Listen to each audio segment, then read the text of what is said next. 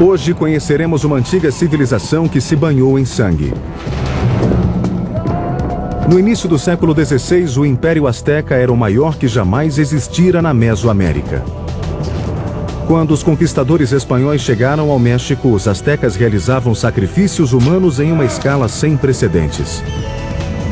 Em uma ocasião, foram mais de 80 mil vítimas em apenas 4 dias. Mas quem eram os aztecas? E por que realizavam rituais com sacrifícios humanos? Os relatos dos espanhóis seriam exagerados ou verdadeiros? Para responder a essas perguntas, conheceremos as armas de uma nação guerreira. Usaremos técnicas da medicina forense para examinar ossos encontrados em um cemitério azteca e testaremos algumas lendas sobre sacrifícios sangrentos. Estamos em busca da verdade e não mediremos esforços para encontrá-la. That's the bone.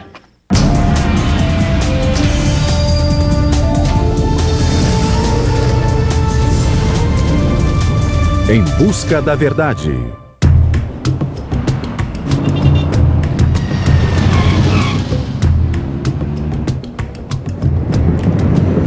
This is Zocalo Square. Today, it's the heart of Mexico City, and I'm told, the largest square in Latin America. 500 years ago, this was the center of the Aztec Empire, a civilization synonymous with human sacrifice. Hi, I'm Josh Bernstein. I've come back to Mexico to explore whether or not the horrific stories of a culture soaked in blood could possibly be true. Os aztecas foram associados a sacrifícios humanos graças a essas crônicas espanholas vividamente ilustradas. Compostas no século XVI d.C., durante a conquista do México pelos espanhóis, falam de uma cultura que praticava rituais extremamente violentos. Uma sociedade em que sacerdotes arrancavam o coração das vítimas e pintavam os templos com o sangue derramado. Mas seriam descrições confiáveis de fatos reais ou apenas propaganda de uma potência conquistadora?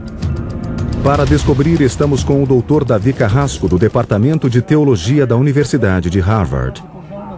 Ele tem dedicado a vida a estudar a civilização azteca. So we're just a stone's throw from the main square. Yes, and we've arrived right at the very foot of the great Aztec temple. This is one of the greatest finds in all of the Americas. And yes, it really represented for the Aztecs the center of not only the Aztec Empire, but the whole cosmos. You could compare it to something like Mecca or the Vatican today. This was the holy of holies in the Aztec world. Pode ser, mas hoje o local parece vazio e incompleto. Today, this is all that remains? This is all that remains, because what happened was when the Spaniards came, they saw this as the house of evil idols, and they saw the building itself as an evil building, and they destroyed the temple, knocking off the top 85–90%. So really what we're seeing here is just the tip of the iceberg. It is the tip of the iceberg. Segundo Davi, 95% do Império Azteca ainda não foi descoberto. Embora boa parte continue debaixo da cidade do México, 30 anos de escavações no Templo Maior deram aos arqueólogos novas pistas sobre o mundo dos aztecas e sobre como ergueram essa cidade sagrada. We can see a historical narrative in stone. What the Aztecs did was take volcanic rock, put it together with their mortar to build walls that really stood the test of time. They also built walls that weren't so heavy. And the reason they wanted to not build heavy walls was because they actually built this city on a lake, a very soggy lake, in fact. Por que sobre um lago? A resposta está nos ícones da bandeira mexicana. Segundo uma lenda asteca, esses ícones estão ligados a antigas instruções divinas. Os aztecas deviam migrar e erguer uma nova capital no lugar onde vissem uma águia devorando uma cobra sobre um cacto. Mas o local ficava no meio de um lago. Com habilidosas técnicas de engenharia, os aztecas transformaram o solo pantanoso em terra sólida e apta a receber construções. A nova cidade, chamada Tenochtitlan, cresceu e se tornou uma metrópole. Em seu auge, em meados do século XV, abrigava 250 mil pessoas e era do tamanho de qualquer cidade europeia na época. Quando Hernán Cortés e os conquistadores espanhóis viram pela primeira vez a capital flutuante, julgaram estar sonhando. Mas quando Cortés e seu exército entraram na cidade, o sonho se tornou um pesadelo. Segundo os relatos espanhóis, rituais de intensa violência eram rotineiros na capital asteca. Davi explica que o tema de sacrifícios humanos é delicado para muitos mexicanos ainda hoje. Eles questionam a veracidade dos relatos sobre esses costumes brutais. No entanto, os arqueólogos encontraram indícios inegáveis e inquietantes. Entramos em uma área do Templo Maior para ver onde os guerreiros astecas se preparavam para as batalhas. In the Aztec world, there were two groups of military heroes. One were the Jaguar warriors, but the most powerful were the Eagle warriors. And the excavation of the Great Temple led to the discovery of this place, which was where Eagle warriors were initiated. Segundo Davi, os arqueólogos recentemente realizaram uma análise química do chão do pátio dos guerreiros Águia. E encontraram algo espantoso nessa área do templo. They found evidence of blood. They found blood here in the ground. That is, blood offerings were given here, probably by the warriors undergoing initiation. Their own blood. Their own blood. Segundo Davi, os sacrifícios eram parte intrínseca da vida dessa civilização. Os astecas sangravam a si mesmos, praticando altos sacrifícios. Nesse recinto, guerreiros usavam lâminas de obsidiana e espinhos de cactos para tirar sangue dos braços, dedos e coxas e ofertá-lo aos deuses. Mas essa era apenas uma pequena porcentagem das oferendas de sangue. A maioria do sangue derramado no Templo Maior era dos inimigos dos astecas. A razão para a matança era em parte religiosa e em parte uma assustadora demonstração de poder político. Once a year, a very powerful sacrifice was carried out right here at the Templo Mayor.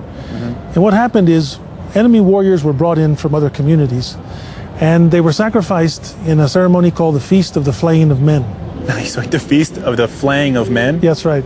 They were carried up the steps, and hidden up above, behind bowers, were the actual rulers of their own communities. So they'd bring the heads of their competition, their enemies, here to witness this ceremony. Yes, in this case, the sacrifice itself was a political statement. This is what happens if you defy us, if you don't pay us tribute, if you don't go along with our alliance. You come in and you watch this, or else we'll get you. It sounds like there was a lot of complexity to understanding. A guerra, o derramamento de sangue e a política faziam parte do cotidiano asteca. Um artefato em particular evidencia como as oferendas de sangue eram importantes para a religião asteca. Para conhecer esse objeto, cruzamos a cidade para ir ao Museu Nacional de Antropologia. What we're entering into is the greatest image of the Aztec notion of the universe. It's one of the masterpieces of world sculpture. A Pedra do Sol foi descoberta em 1790 na Praça Zócalo, perto do Templo Maior. A pedra, com entalhes magníficos, tem 3,5 metros de diâmetro e pesa mais de 24 toneladas. Muitos pensam que se trata de um calendário, mas estão enganados. So when archaeologists discovered this, they thought that this spoke to the sophistication of Aztec astronomy. In part, that's what they thought, and it was a mystery for many years. But as archaeologists and astronomers began to look at it, they realized that it wasn't an astronomical chart; it was really a stone of myth. This is myth carved into stone. So can you explain to me then the story that's captured here? Well, this is called the myth of the suns, and it tells us that the universe has passed through 4 previous ages prior to the Aztec age, and each of those ages is in one of the boxes. Where we see now the Aztec age, the age of movement or earthquake, and there is the sun god with a tongue of an obsidian knife, representing that sacrifices must be given to give him energy to move across the heavens. Segundo Davi, o significado cultural da língua de obsidiana não pode ser subestimado. A faca é semelhante à lâmina que os sacerdotes astecas usavam para abrir o peito e retirar o coração das vítimas dos sacrifícios. O simbolismo da Pedra do Sol indica que os astecas acreditavam que seus deuses exigiam carne humana para que o sol nascesse todos os dias. They had to continue to nourish the sun. They had to continue to pay back this debt of life that had been given to them. Segundo Davi, além das crônicas espanholas ou códices, existem algumas deixadas pelos próprios astecas. Curiosamente, são muito menos horripilantes do que as espanholas, mas também não deixam dúvidas de que o sacrifício era parte essencial da vida asteca. Most people don't realize that 15 painted books produced prior to the coming of the Spaniards have survived the conquest. And we can look into these pictorial manuscripts and we can see images of sacrifice, gods sacrificing themselves, human beings being sacrificed, animals being sacrificed. So we have the story represented both by the insiders, the Aztecs, and the outsiders as the Spanish wrote it down. Exactly. What we have to do today is to put these two together to see what's the most accurate picture of ritual violence in the Aztec world. A seguir, deitaremos em uma pedra sacrificial e experimentaremos as armas astecas. Mas até que ponto esses relatos são uma propaganda em prol dos conquistadores? E se os astecas realmente possuíam grandes exércitos, também contavam com as armas necessárias para capturar dezenas de milhares de prisioneiros de uma só vez? Vamos conhecer as armas e as táticas dos astecas. Para isso, iremos à pequena cidade de Sonoita, a 1.800 quilômetros da cidade do México, para encontrar o nosso velho amigo Bob Parkins. Por estudar armas antigas há quase 30 anos, ele ganhou o apelido de Atlatl Bob. Hi, Bob. Hey, Josh. How are you? Hey, how the hell are you? Good to see you again. Yes, I'm It's been a while. Well, you brought some great stuff here, huh? Yeah, brought some atlatls and darts Okay. for us to play with out here. This was their preferred weapon for warfare. Your fingers would go in the finger loops here. Like this? Segundo Bob, uma das principais armas astecas era o atlatl. E as evidências provêm não dos espanhóis, mas dos próprios astecas. Seus deuses costumavam ser retratados segurando essa arma de longos projéteis parecidos com flechas ou dardos. And they do look like super arrows. Right, it's literally an arrow on steroids. Yeah. And it looked more like this back in the day. Right. Here we got a nice authentic example. This is made out of river cane, which is indigenous to North America. In terms of throwing it, you'd bring your arm back. Right. And launch the dart. Launch it much like a tennis serve. Well, then how about we put all this together and see how the atlatl actually works? We always want to be careful. These are deadly weapons. Give you a little demonstration of how far these things can go. You can do 100 yards with this easy. And it does like between 120 and 140 feet per second, like 80 miles an hour. Esses projéteis de longa distância deviam preocupar os inimigos. Go. Where do I want to let go? Agora é nossa vez de lançar o atlatl. And once you push, the momentum holds it in place. Right. Atlatl away. Mine went more up than out. Nossas primeiras tentativas de lançar esse dardo letal foram bem patéticas. And I assume that, like any weapon, with time, the hunter or warrior would gain expertise in distance and control. Right.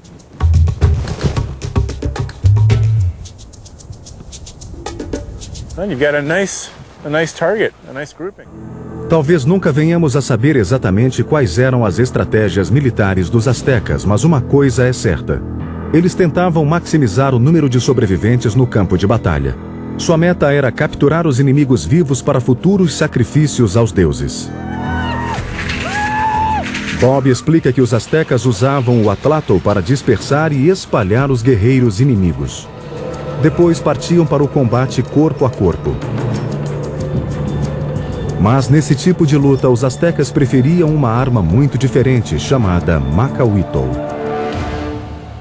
So what we have here is Macahuitl 101. Right. This was their standard infantry weapon. What it is, basically sort of a canoe paddle-shaped piece of wood with grooves on either edge here, where they fixed these obsidian blades in there along the edge with pine pitch. All right, so let's make a Macahuitl. First thing we do is heat up the pine pitch. Okay, you get completely liquid. It's So pine pitch, beeswax, and charcoal. right. Heat that up until it gets to be like a liquid goo, and then that becomes Aztec epoxy. Right. Primitive epoxy. Hold it steady. A combinação de madeira, piche e lâminas afiadas tornava o macahuitl uma perigosa arma de guerra. That's looking pretty vicious there, Josh. Mas essa arma inspiraria tanto terror que os inimigos dos astecas preferiam se render a lutar? Like, watch out. We got The weapon of the foot soldier for the Aztec army. This is standard issue. Yeah. Here you go, Grasshopper. Today, you are a man. Oh, thank you. I have MacWeedle. Bob pendurou algumas melancias para testarmos o corte da arma.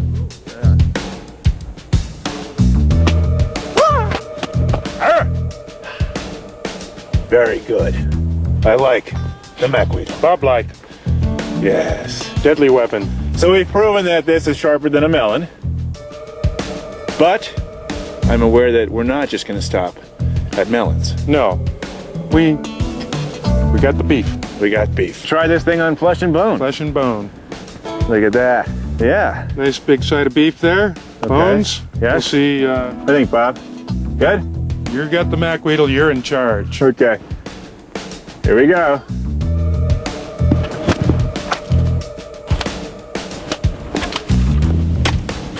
More effective. Switching sides. Não espanta que alguns inimigos dos astecas preferiam se render a guerrear. In there. Yeah, I can hear. That's the bone. Effective, you think? Oh, highly effective. Slightly. So the atlatl and the MacWeedle, very effective weapons of war. But what about in terms of the quantities that people needed to create these giant sacrifices? The whole thing with their warfare was to come in and they would hook and jab for real, but it was all outmaneuvering one side or another, and once the other side knew that resistance was futile, they would start to give it up. Segundo Bob, a prioridade era minimizar as baixas nas batalhas. Na verdade, os guerreiros eram incentivados a capturar os inimigos vivos para depois sacrificá-los aos deuses. The more captives they brought back for the sacrificial altar, the higher up in rank they went. They could actually go from a commoner to nobility based on their skill and prowess in warfare. So do we know how often the Aztec were at war? The Aztecs were in a constant state of warfare. This was a full-tilt boogie warrior society. Os astecas também travavam guerras com o único propósito de capturar vítimas para os sacrifícios. Chamavam essas campanhas de Guerras das Flores. Because they were constantly at war, they always had access to more sacrificial victims. Yes, this is their life. This is the way they were. This was their culture. So it is possible then that there's some validity to this number. A seguir veremos como os astecas subjugavam os prisioneiros. He filters it. E como esse povo concebia a vida após a morte. Estamos no México investigando os relatos dos espanhóis sobre sacrifícios humanos praticados pelos astecas. Vimos como as vítimas eram mortas nos altares dos templos e seus corações eram oferecidos aos deuses. Reach in and rip out my still beating heart. Experimentaremos as armas dos guerreiros astecas. We got the beef. We got beef. E descobrimos por que os inimigos talvez preferissem se render a lutar até o fim.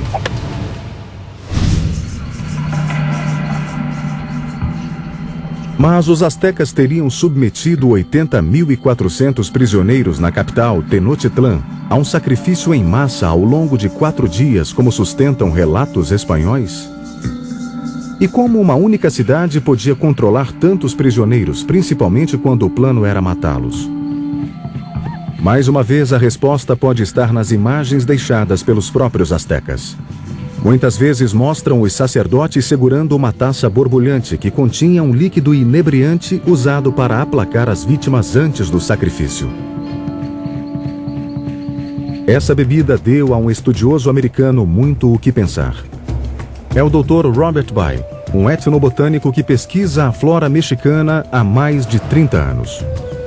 Estamos nos dirigindo a uma encosta próxima à cidade de Toluca, a 1h30 da cidade do México.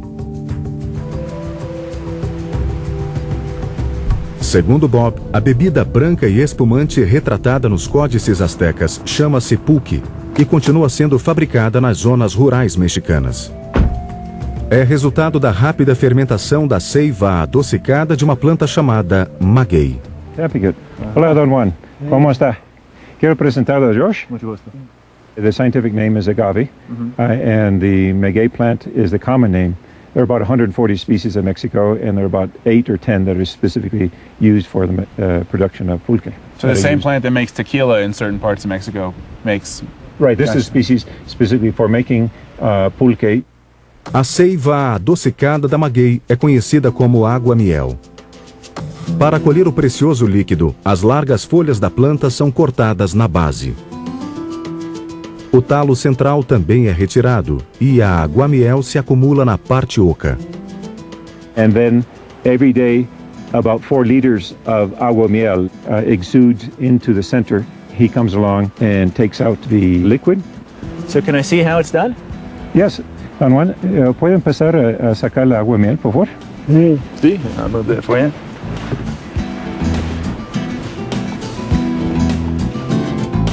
I don't know if you can see this, but the bottle is filling up with liquid. Dependendo de seu tamanho, as plantas podem fornecer seiva durante 4 meses. So this is the aguamiel in here now. And, right. And now that he's suctioned that off, he's going to now put it into his... That's pretty quick. O próximo passo é transformar a água-miel em pulque, uma bebida espumante. I'll let him lead the way. Vamos à casa de Dom Juan para conhecer o processo.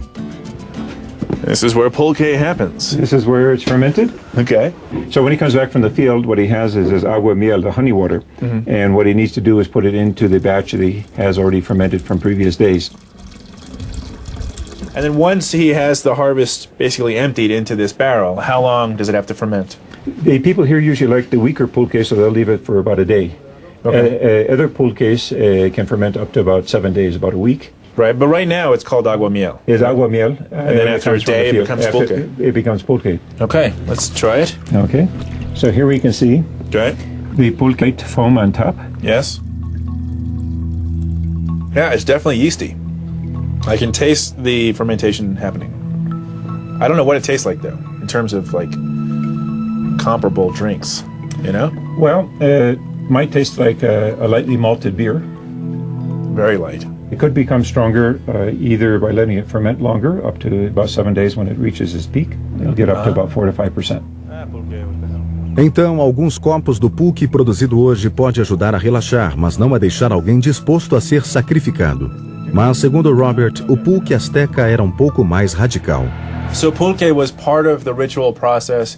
Its role was primarily to create altered states of mind. That's correct. On one hand, we have the alcohol, which would inhibit the central nervous system, but also certain divine pulques were made using different kind of herbs that would help further enhance the altered state of mind. Ah, so even what we're drinking is just one form of pulque. Right. This is the pure form that is unaltered. Salud. Yes, Os sacerdotes astecas adicionavam ervas ao pulque para intensificar o efeito alucinógeno sentido pelas vítimas antes do sacrifício.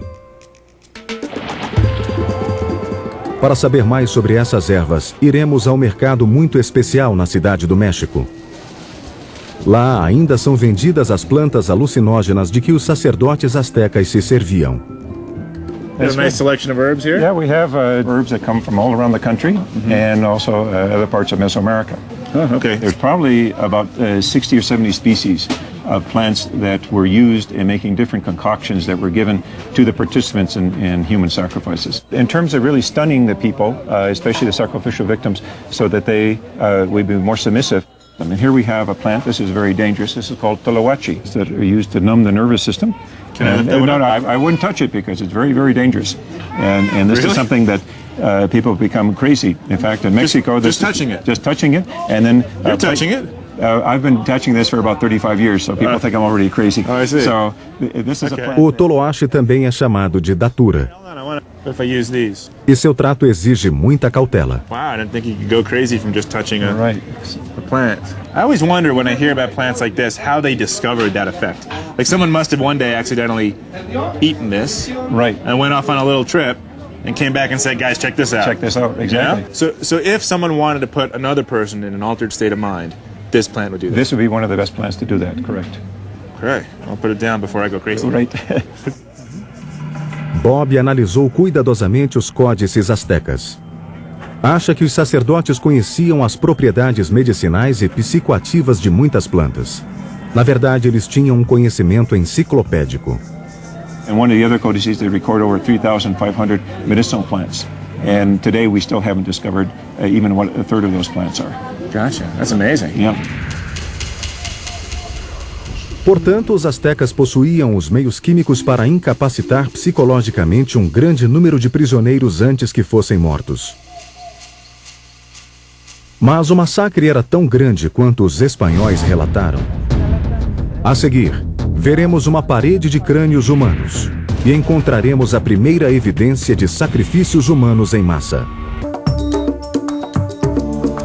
Estamos no México tentando descobrir a verdade sobre os sacrifícios sangrentos praticados pelos astecas e investigando relatos espanhóis do século XV sobre prisioneiros que eram sacrificados em massa. Certa vez, 80.400 vítimas teriam sido mortas em apenas 4 dias. Testamos o Macahuitl, a mortal espada asteca, e provamos o pulque, a poção que usavam para incapacitar os prisioneiros. Agora vamos analisar as evidências forenses. Para isso iremos a Tlatelolco, outrora o segundo maior templo na região da capital asteca. Hoje está em ruínas, cercado por prédios de apartamento. Pouco restou, como no caso do Templo Maior.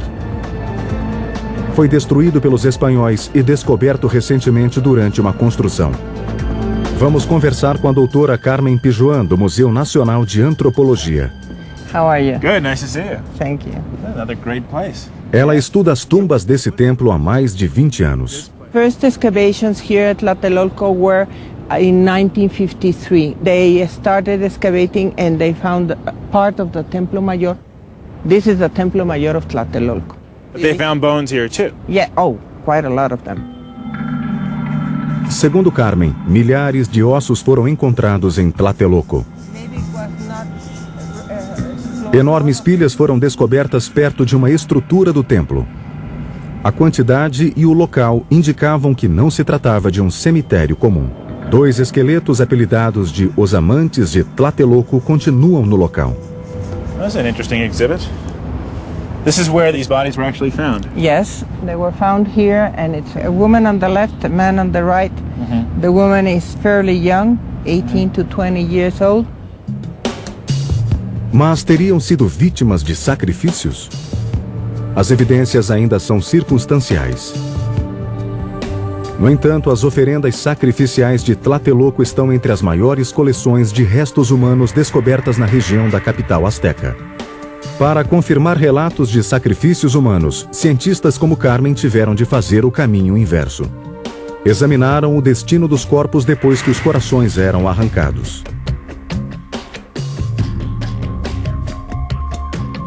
Esta é uma das mais famosas e horripilantes imagens dos códices espanhóis. Mas para os arqueólogos, trata-se de uma prova vital. Para entendermos melhor, vamos até o laboratório de Carmen, no Museu Nacional de Antropologia. All these boxes have skeletons from different parts of Mexico. Cranios. And you can put it here. So these came from where we From just were? Tlatelolco, yes. Yeah. These skulls are from the Zompantli, which is the skull rack. And in Tlatelolco, 170 skulls were found from the Zompantli. So this is what you're talking about, this hole here. Yes, and this hole was done by impacts. Esses crânios estão entre as maiores descobertas feitas em Tlatelolco. Os arqueólogos passaram a ter provas de que os astecas exibiam os crânios de suas vítimas em altares. They put a stick, like if it was a necklace, The point was to put it on a rack. on a rack. Estudos dos esqueletos de Tlatelolco revelaram como o resto dos corpos eram usados em rituais. You can see the cut marks here. Carmen mostra indícios de que os corpos eram esfolados e descarnados, como relataram os espanhóis. As marcas nos ossos contam uma história sinistra. For example, in this femur, we have the cut marks over here. You see them? Oh yeah. And these cut marks were left when they were opening the articulation so that they could dismember the person. So do you find score marks on a lot of these bones? And in this burial, we find cut marks on almost all of the bones. So do we know how they actually did the dismembering? They usually used this kind of blades, an obsidian blade. And you found these with the bones, or these are just modern replicas? No, these were found with some of the Zompantli skulls. So we know that there's a good chance that this type of blade was used to make these score marks, right? Yeah, yes, exactly. My other curiosity is that we have the Spanish chronicles. We have the references of the conquistadors. Yes. But we don't know if they're telling the truth. Here we have bones which seem to support the story of massive amounts of sacrifice. Yes. Right. So what do these bones tell us about the people who were sacrificed here? They are very young people, and 75% are males and 25% are female. Segundo Carmen, a maioria das vítimas de sacrifícios eram homens jovens de locais fora de Tenochtitlan. Já sabíamos que os astecas usavam a guerra para capturar futuras vítimas. Essas evidências físicas reforçam essa tese. The end was not to kill the warrior, but to captivate it, to be sacrificed. E não é só isso. Embora os ossos pareçam pertencer a guerreiros, quase nenhum tem cicatrizes de batalhas. É mais uma prova de que os astecas eram capazes de dominar os inimigos. Fisicamente, psicologicamente e quimicamente. Parece que as vítimas não ofereciam resistência ao subir ao altar. A seguir, trocaremos nosso chapéu por um avental de açougueiro e investigaremos de perto os sacrifícios humanos praticados pelos astecas. This building is a repetition of our ancient myth. Estamos no México investigando relatos espanhóis sobre sacrifícios humanos praticados pelos astecas. Até agora, examinamos os motivos por trás da violência e analisamos os ossos que restaram dos massacres. The point was to put it on a rack. On a rack, per person. Experimentamos as armas usadas para capturar as vítimas dos astecas e provamos as poções que os subjugavam. Salud. As evidências até agora são convincentes. Parece não haver dúvidas de que os astecas praticavam sacrifícios humanos em uma escala inimaginável. Mas ainda resta uma questão importante. Os espanhóis descreveram uma orgia de violência que durou 4 dias, deixando 80.400 mortos. Esse relato seria exagerado ou verdadeiro? Hoje, a cidade do México cobre 98% da capital asteca e não é fácil localizar e contar os corpos das vítimas. Mas há um modo criativo de testar essa teoria.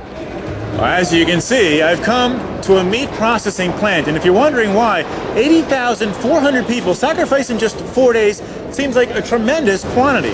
So I've come here to the largest plant in Latin America to see if that much flesh and bone can actually be processed using modern technology.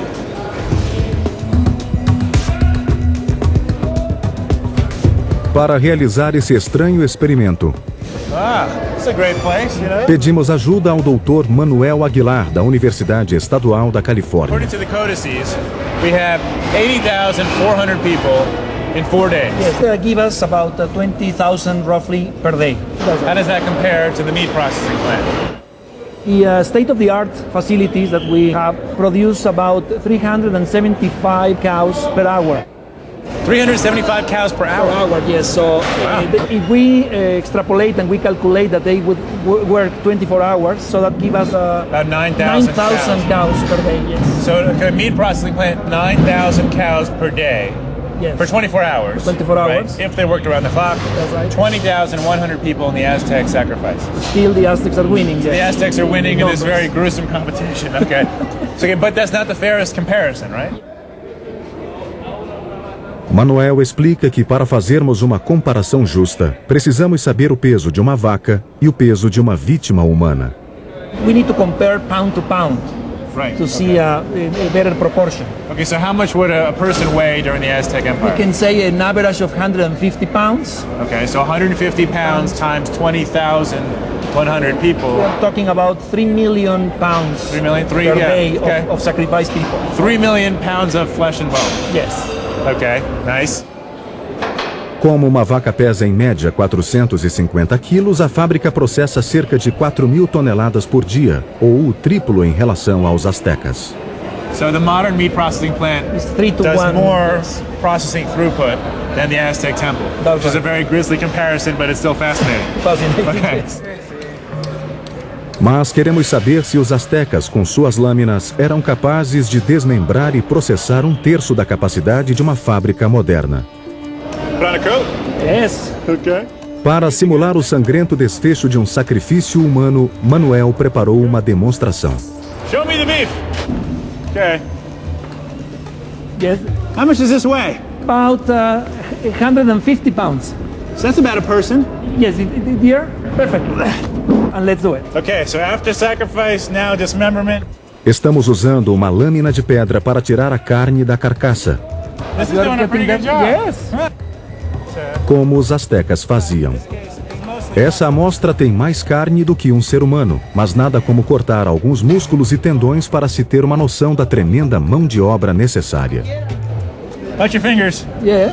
Oh, he's got good articulation.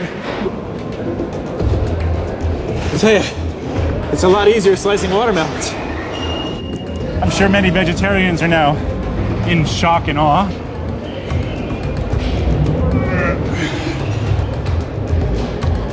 And I apologize to all butchers of the world for making a serious mess. Como não somos açougueiros, nem temos a habilidade cirúrgica dos astecas, decidimos terminar com um pouco de... Modern technology. Lembrem-se, isso é apenas um pedaço de uma carcaça. Os astecas teriam processado mais de 20.000 por dia. Okay. You made it. All right. A lot of work. A lot of work and very labor intensive, this Yes, procedure. very. Segundo Manuel, é possível que os astecas possuíssem os meios materiais e humanos para reunir 80.000 vítimas.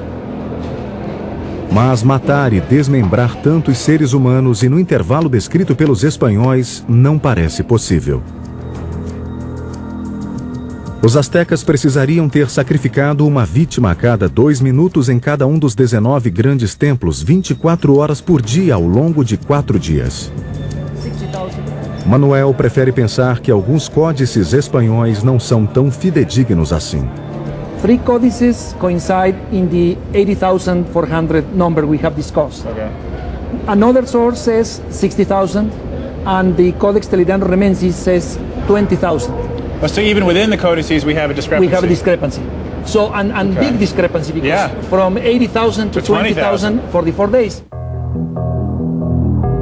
Manuel explica que com 20.000 sacrifícios ao longo de 4 dias, haveria 6 minutos para cada sacrifício. Uma tarefa formidável, porém mais próxima do reino do possível. You think 20,000 people per 4 days is the maximum possible number? Yes. Considering the parallel 19 temples working together. Para Manuel, as crônicas espanholas e suas descrições dos sacrifícios astecas não podem ser levados ao pé da letra. Por exemplo, um soldado espanhol afirmou ter contado 136.000 crânios no principal altar de crânios de Tenochtitlan. Just imagine you would need like a kind of Empire State Building with craniums Yes. to have that kind of amount. I don't believe that they could have the time in the middle of the conquest and doing battles Yes. to count the skulls. So the numbers we read about, Manuel, whether it's 20,000 or 80,000, were really for dramatic effect, not for a literal interpretation of this many people slaughtered on this many days. That's exactly.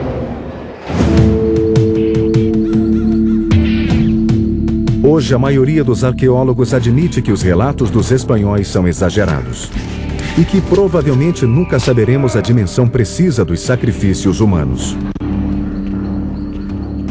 Mas sejam quais forem os números exatos, a violência dos rituais e dos sacrifícios em massa praticados pelos astecas ainda nos chocam. O sangue derramado em seus altares não alimenta mais os deuses, mas continuará a alimentar nossa imaginação por séculos a fio.